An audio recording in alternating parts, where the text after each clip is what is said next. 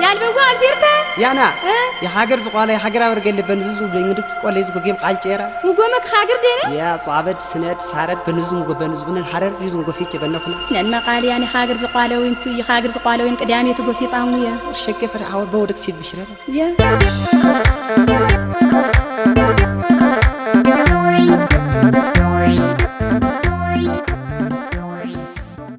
ወይዘሮ አለፉ ሀኒታ አሁን ላይ 75 ዓመታቸው ነው። ቅዳሜት ከተማን ከመሰረቷት በጣት ከሚቆጠሩ ጥቂት ሰዎች አንዷ ነበሩ። ያኔ ልጅ እግር ነበርን ይላሉ።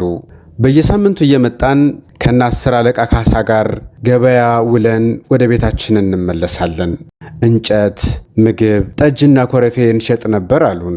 ከዛ ግን ገበያው እየሰፋ የከብቶችና የፍየል ነጋዴዎች ከተለያየ ቦታ መምጣት ሲጀምሩ በገበያው ዙሪያ ዳስ ሰርተን መቀመጥ ጀመርን።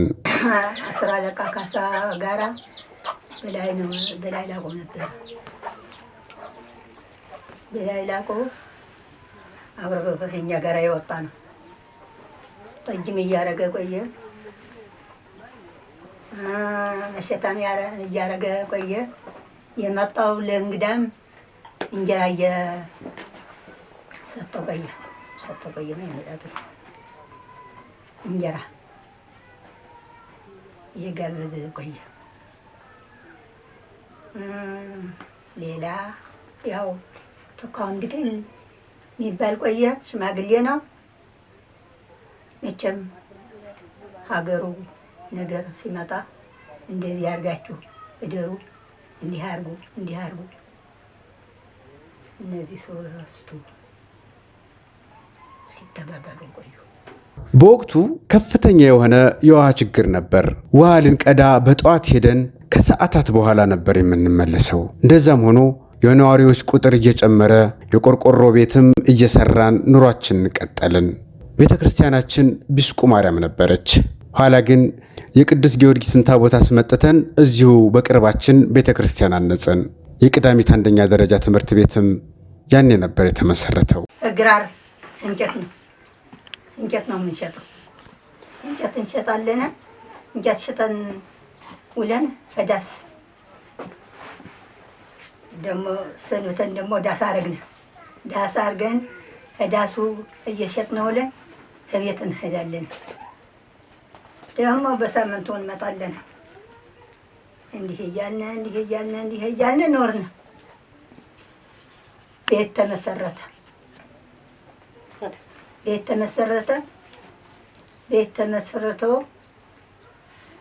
ቆርቆሮ ደረስን። ውሃው ተመስገን መቼም አንድ መንግስት ጥያል ሄድም። ውሃው አበጉሩ የሚባል ሌት ደሮ ሲጮህ የሄድ ነው። እስካሁን እንመጣለን። እስካሁን ነው የምንመጣ። እሱ አወጣ። እንግዲህ ደግሞ ቤተክርስቲያችን ቢስቁ ማርያም ነው። ቢስቁ ማርያም ሁሉንም ካሳ መኮንን ነው ያመጣ። ቤተክርስቲያኑን እዚህ ጊዮርጊስ ተከለ ቀስ ቸኮላ ይባላል። አብሮ የመጣ ተሸክሞ የመጣው ቅዳሜት ከተማ ስሟን በየሳምንቱ ቅዳሜ ከሚነክሰው ገበያዋ ያገኘችው ሲሆን አንድም ቀዳማይት ስለሆነች በአካባቢው ከሚገኙ ሌሎች ታዳጊ ከተሞች ከጸጽቀ፣ ኒውራቅ፣ መሻሃ ከተሞች ቀድማ ስለተመሰረተች ቅዳሜት እና ቀዳሚት ይሏታል። እንግዲህ ጸጽቃን እሷ በኋላ ነው። ማሻን እሷ በኋላ ነው። ምሽው እሷ በኋላ ነው። ኔራ የእሷ በኋላ ነው።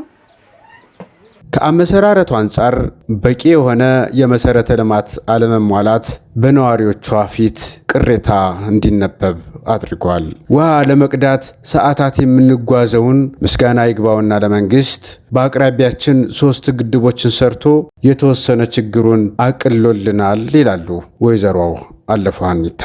ከ1992 ዓ.ም ጀምሮ መለስተኛ መንገድ ሰርቶልን ገበያችንን አሙቆልናል። 1994 ዓ.ም የተገነባው ጤና ጣቢያ በ2007 ዓ.ም ገንብቶ ያስረከበው ሁለተኛ ደረጃ ትምህርት ቤት የኔትወርክና ሌሎች ጥቂት የማይባሉ መሰረተ ልማቶች ከተማችን ላይ ሕይወት ዘርተውባታል ይላሉ። መጀመሪያ ትምህርት ቤትም ወደ ወላዚ ነው የቆየ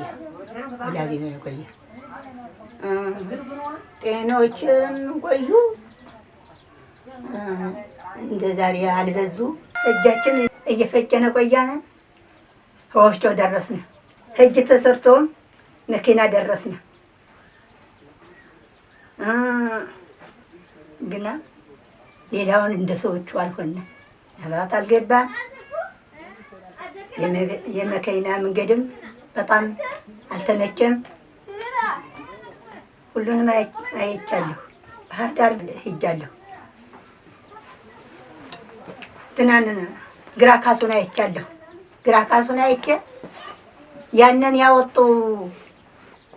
ያወጡ መንግስት ለኛ አልደ ይህ ሁሉ ሆኖ ግን ደረጃውን የጠበቀ መንገድ አለመሰራቱ ነዋሪዎች ለተጨማሪ ወጪና እንግልት እየተዳረጉ መሆናቸውን ይገልጻሉ። ደረጃውን የጠበቀ መንገድ አለመኖሩ ለሌሎች መሰረተ ልማቶችም ማነቆ ሆኗል ይላሉ። ቅዳሚት ላይ ከተመሰረተች ብዙ ዓመታት በ1960ዎቹ አካባቢ ነው የተመሰረተችው ከተማዋ። እስካሁን ያው ብዙ የመሰረተ ልማት ጥያቄዎችን እየጠየቅነ የተሰሩም ቢሆን ብዙ መፍትሄ ለውጥ ያልመጣበት ትልቁ ችግር ሌላዎቹን መሰረተ ልማቶች አስቸግሮና ዘግቶ የያዘን መንገድ ነው። ሌሎቹ መሰረተ ልማቶች መሟላት ሲገባቸው በመንገድ እጦት ሳይለሙ ሳንጠቀምበት የምንኖረው ነዋሪዎች ነን እኛ። አደንዲ ቀበሌ ላይ በርካታ ዓመታት መንገድ ቢሰራ ምንም አይነት ለውጥ የመጣበት መንገድ አይደለም። ብዙ ወላዶች ብዙ ህፃናት በሪፈር ምክንያት ሐምሌ ነሐሴ መንገድ ተቆርጦ ወላዶችና እናቶች በሞትና በትልቅ ህመም እየተሰቃዩ የሚገኙበት ቀበሌ ነው። አሁንም ጭምር በየዓመቱ ይጠገናል። በርካታ በጀትና ሀብት ይፈሳል። ያ ሀብት ፈሶ ያ ገንዘብ ባክኖ መንገዱ አዋጭ አይደለም። አሁን ከቅዳሚት እስከ ሰቆጣ አንድ ሰው የሚከፍለው 500 ትራንስፖርት 500 ነው የሚከፍለው። ከዛም በላይ ቴታ 15 ኩንታል ጭና ወደ 30 እና ከ30 በላይ ሰው ነው ከበላዩ ላይ ተጭኖ የሚመጣው እየተንጠለጠለ። መንግስት መሰራት በሚገባው በአንዲስ ተጠንቶ ዘላቂ መንገድ ባስ የሚገባ አይሱዚ የሚገባ የህብረተሰቡን ችግር ለመቅረፍ ከፈለገ መንግስት በአብዮታችን መሰረት ባስ የሚገባ መንገድ መሆን አለበት። የኛ አብዮታችን ጥያቄያችን አይሱዚ የሚገባ ለጭነት አይሱዚ የሚገባ መንገድ መሰራት አለበት የሚል አብዮታ ነው ያለነው። ሌላውና በመንገድ ምክንያት እስካሁን ተግባራዊ ማድረግ ያልተቻለው የመብራት ጉዳይ ነው። መብራት አለመኖር ለቅዳሚት ከተማ የእድገት ሳንካ ነበር። ለወጣቶቿ ስራ የምትፈጥርበትን፣ ነጋዴዎቿን የምታበረታታበትን፣ አዛውንቶቿ የሚጦሩበትን፣ ህፃናቶቿ የሚቦርቁበትን አቅም ነበር ያሳጣት። በዚህ ዘመን መብራት እንጀራም ጭምር ነው። የማየቱን ቀን እንደሚናፍቅ አይነ ስውር የብርሃኗን ቀን የምትናፍቅና በተስፋ የምትጠብቅ ከተማ ሆናለች። መብራት ይመጣል ብለን በተስፋ ነበር የምንጠብቀው። አሁን ለክተው ሄደዋል የሚባለው ነው እንጂ የምንሰማው ያየነው ነገር ገና እስካሁን የለም፣ አልተጀመረም። እና በመብራት ችግር ደግሞ ብዙ ስራ ሰርተን ለሰው ነው እየሰጠን ያለነው። ስለ እንጨት አሁን በአንድ አህያ 100 ብር ስንገዛ ነበር። አሁን 1000 ብር ገብቷል። እንጨት የሌለ በመሆኑ ምክንያት መብራት ስለሌለ እዚህ ያውቁና 1000 ብር ነው የሚሸጡን። ሰርተን ለሰው ማለት ይሄ ነው። ስለዚህ መብራቱ እንዲፈጥንልን እኛ የምንፈልገው መብራቱ እንዲፈጥን፣ ለስላሳ ምግብ እየተጠቀሙ ለስላሳ መጠጥ መሸጥ እፈልግ ነበር። የለም ፍሪጅ የለም። መብራት ባለመኖሩ ምክንያት ብዙ ስራ ልሰራ አልቻልኩም።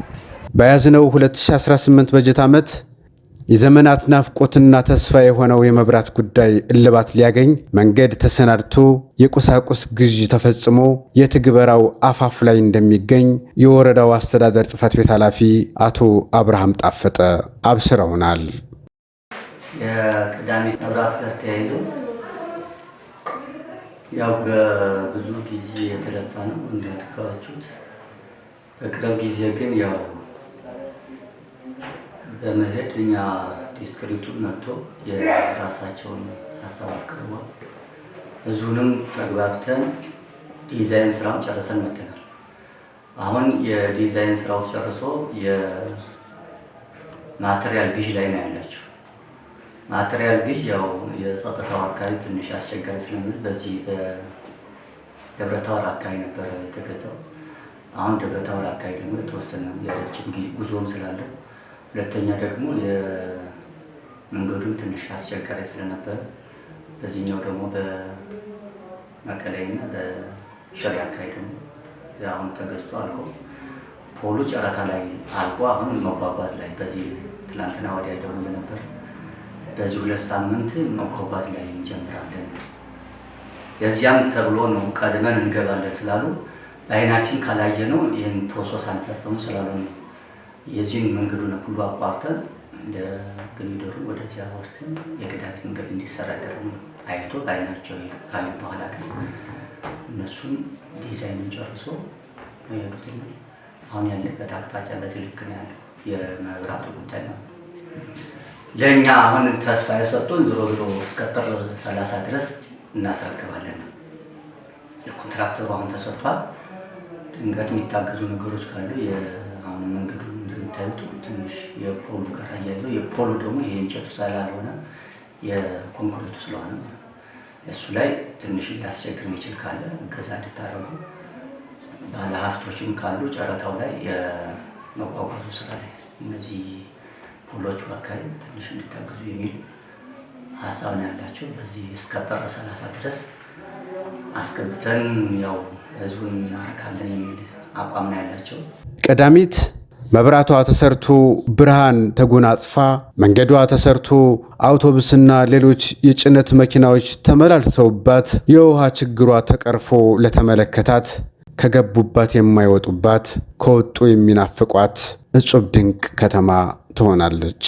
የከተማዋ ተስፋና ህልም በቅርቡ እውን እንዲሆን እየተመኘን ፕሮግራማችንን እናጠናቅቃለን። ሰላም።